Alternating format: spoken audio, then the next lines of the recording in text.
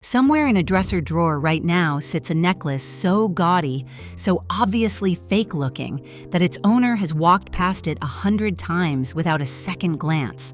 Big glass stones, heavy costume metal, the kind of thing that looks like it came from a department store bargain bin in 1962. And that is exactly the problem, because some of the most valuable necklaces in the entire collecting world were built to look like exactly that. Cheap, loud, forgettable. These pieces were never meant to fool anyone into thinking they were real diamonds or real gold. They sold glamour at an accessible price, and nobody expected them to be worth serious money decades later. That low expectation is exactly why so many of them have survived, quietly waiting in drawers and estate sale boxes for someone who knows what they are actually looking at. Today, we are counting down 7 vintage necklaces that look completely fake and have quietly sold for thousands of dollars to people who knew better than to trust their eyes. You might already own one. Let's find out. Number 7, the Miriam Haskell Baroque Pearl Necklace. Start here because this is the one that fools people the hardest, and I mean that literally. Miriam Haskell built her necklaces out of faux pearls, glass beads, and gilt filigree. No gold, no gemstones, nothing that would pass a scratch test at a pawn counter.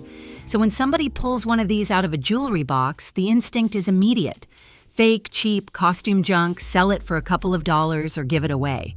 That instinct is exactly what has cost families real money for decades.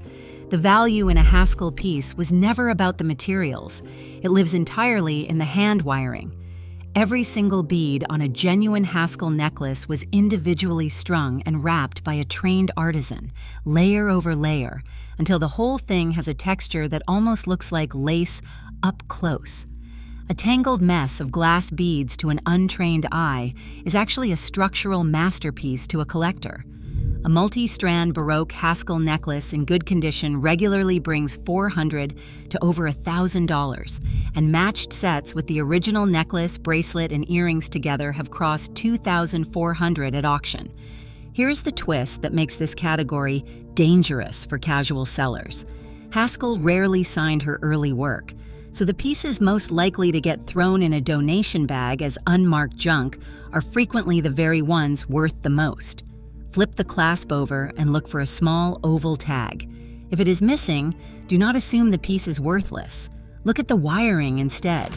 If it looks hand-done and slightly irregular rather than machine perfect, you may be holding something a Haskell collector has been hunting for years. Even the pearls themselves are a giveaway. Genuine Haskell Baroque pearls have an irregular, almost bumpy surface, rather than the perfectly round shape of later mass-produced imitations, because Haskell deliberately favored that organic, uneven look decades before it was fashionable. That choice, made almost a century ago, is exactly why her work still looks modern in a case today. Number 6, Bakelite disc and bead necklaces. Plastic. I know how that sounds, and I know exactly what your brain does when it hears the word plastic sitting next to the word necklace. It files it under garage sale filler and moves on. But Bakelite was the first fully synthetic plastic ever produced, manufactured mostly from the 1920s through the 1940s, and the color is the entire ballgame.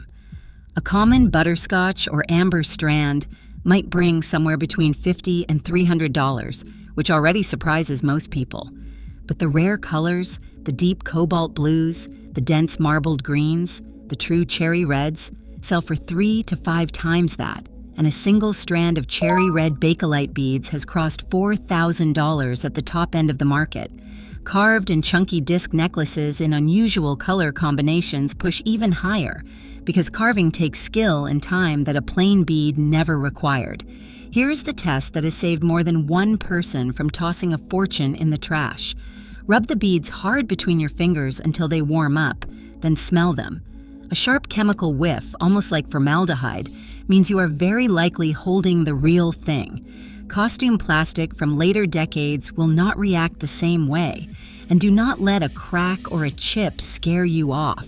A damaged piece in a rare color still consistently outperforms a flawless piece in a common color, because color, not condition, is what collectors are actually chasing. Carved bead necklaces deserve a second look too. A strand where every bead has been individually carved into leaves, flowers, or ribbed patterns took a craftsman real time and effort to produce. And that labor shows up directly in the resale number, often pushing a plain-looking strand well past what an uncarved necklace in the exact same color would ever bring. Number 5. The Coro Duet Convertible Necklace and Brooch Set. Most people have never even heard of a duet, and that is precisely why so many of them are still sitting unrecognized in old jewelry boxes. Coro built these as 2 separate dress clips mounted on a single frame, designed so you could wear them apart on either side of a neckline or click them together into one larger piece, sometimes even integrated into a necklace design where the pendant itself detaches into 2 wearable clips. To somebody who does not know what they are looking at, a piece that comes apart looks broken, not clever, and broken pieces get set aside or given away without much thought. That mechanism is actually the entire reason collectors want these. A rare Carmen Miranda-themed duet with its exaggerated tropical fruit and rhinestone detailing sold for just over $1,800, and it was not even in pristine condition when it sold. Here is the detail almost nobody outside serious collecting circles ever learns. Coro produced an upgraded line called Vendome, and because Vendome pieces often carry the same plain, unassuming look as ordinary Coro, the fancier tier hides in plain sight under a name that sounds cheaper than it is. Flip the piece over, read the mark carefully, letter by letter, before you decide what you are holding. The difference between a $5 flea market necklace and an $1,800 collector's piece can come down to 4 extra letters stamped into the back of the clasp. Number 4. Trifari Rhinestone Chokers with the Crown Mark.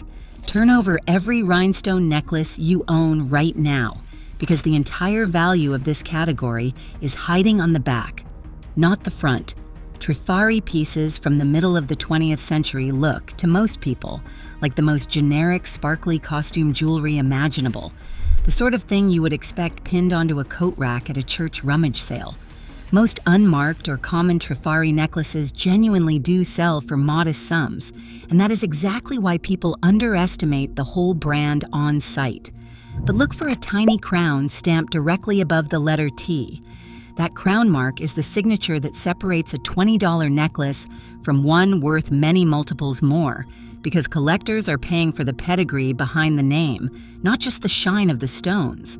Trifari's lead designer, Alfred Philippe, came directly from the workshop tradition of fine European jewelry houses before he ever touched costume work, and he insisted on hand-set stones and construction techniques that were normally reserved for real gems. That is why a well-preserved, crown-marked Trifari rhinestone choker in a striking design can bring several $100s, and rare figural or floral necklace designs from Trifari's most celebrated years have climbed well past 1,000 at auction. The lesson here is simple, and it repeats across this entire list. The loud, obvious sparkle that makes a necklace look cheap to an untrained eye is frequently the exact same sparkle a trained eye recognizes as quality construction the moment they pick it up. Number 3. The Sherman Crystal Collar Necklace. If you have never heard the name Sherman, you are exactly the audience this entry is built for, because that unfamiliarity is the whole opportunity. Gustav Sherman was a Canadian designer who refused to cut corners the way most costume houses did, using genuine high-grade Austrian crystals set with a precision that rivals fine jewelry houses far more famous than his own name. A Sherman necklace looks, at a glance, like an oversized, almost gaudy crystal collar, the kind of thing that seems designed to be noticed from across a room rather than admired up close. That boldness is exactly what makes people assume it is inexpensive costume novelty. It is the opposite. Sherman used foiled back crystals set by hand in graduated sizes, and the color combinations, particularly the rare smoky topaz and aurora borealis blends, are hunted specifically by name. A signed Sherman collar necklace in excellent condition regularly brings $300 to $800, and rare color combinations in complete, unaltered condition have sold well above that. Here's what should make you sit up. Sherman pieces are notoriously difficult to date and identify because the company changed its mark several times across its production years, which means plenty of genuine Sherman necklaces get mistaken for ordinary, unsigned costume jewelry and priced accordingly at a few dollars. If you find a necklace with unusually dense, perfectly matched crystal work and a small stamped mark you do not recognize, do not assume unknown means worthless. Sometimes unknown means undiscovered. Number 2, the Miriam Haskell rival, Hobé filigree necklace. Hobé necklaces occupy a strange place in collecting because the materials genuinely look modest. Gilt metal filigree, glass stones, sometimes faux pearls layered into elaborate Victorian Revival designs, and modest-looking materials almost always translate into modest expectations from the person selling them. That expectation is wrong here in a very specific way. Hobé's founder trained as a goldsmith before moving into costume work, and the company built its reputation on intricate filigree metalwork that took real skill to produce at scale. Work that looked expensive because the underlying craftsmanship actually was. A Hobé necklace in a heavily worked Renaissance or Victorian Revival style, especially one incorporating unusual colored glass stones in unexpected combinations, is exactly the kind of piece a casual seller assumes is dated and unfashionable rather than valuable. Signed Hobé necklaces in strong original condition have sold in the range of $200 to $600 regularly, with elaborate figural and statement pieces climbing considerably higher when the design is rare enough to draw competing bidders. The company's early motto was that its jewelry was designed by a Frenchman, referring to founder William Hobé's family background in the trade, and that European sensibility shows in the density and precision of the metalwork if you actually look closely instead of writing the piece off at first glance. Check the clasp for the signature, and if you find dense symmetrical filigree work with old, slightly cloudy glass stones set deep into the metal rather than glued flat on top, you are very likely holding original construction, not a later reproduction. Weight is another clue worth paying attention to here. Genuine early Hobé pieces tend to feel surprisingly heavy for their size because the underlying metal structure is thicker and more substantial than the thin stamped bases used by cheaper competitors. And that heft alone has tipped off more than one collector standing at an estate sale table before they ever flipped the piece over to check the mark. Number 1, the Weiss Aurora Borealis statement necklace. And here at the very top is the one that costs people the most money of all because it is the piece most likely to get handed off in a box of what somebody assumes is holiday costume clutter. Albert Weiss built his company on genuine Austrian crystal at a clarity level that seriously rivals fine jewelry, and he used it constantly in oversized, unapologetically dramatic statement necklaces meant to catch light from across a crowded room. The Aurora Borealis coating, that oily, iridescent rainbow shimmer developed with Christian Dior in the mid-century 1950s, was used by Weiss with a density that other brands simply did not match, layering stone after stone until the entire necklace seems to shift color as it moves. To somebody unfamiliar with the brand, that much sparkle in one place reads as cheap, as exactly the kind of loud costume piece you would expect to find tangled at the bottom of an old jewelry box, priced at a couple of dollars if it gets priced at all. That loud, almost overwhelming brightness is the exact same quality serious collectors are quietly paying real money for, because the crystal clarity and the density of the stone setting is simply not something later, cheaper manufacturers ever replicated. A complete signed Weiss Aurora Borealis statement necklace in strong condition regularly brings $500 to over $1,000, and match sets, including the earrings, have sold even higher when a buyer wants the complete original presentation rather than a single piece. Before you ever let one of these leave the house for a few dollars, turn it over and look for the name Weiss stamped into the clasp or a connecting link, because that one word can be the entire difference between a garage sale afterthought and a genuine four-figure piece of mid-century design history. Even the setting can tell you something before you find the mark. Weiss favored prong settings that lift each crystal away from the metal base rather than gluing it flat, which is why light moves through a genuine piece the way it does. Catching color from angles, a flat-set imitation simply cannot manage. So here is what I want you to actually do tonight. Not just think about doing. Go find that box, the one pushed to the back of a closet shelf or sitting untouched in a dresser drawer, the one full of necklaces that look a little too big, a little too shiny, a little too obviously fake to be worth anything. Turn every single piece over. Read every mark.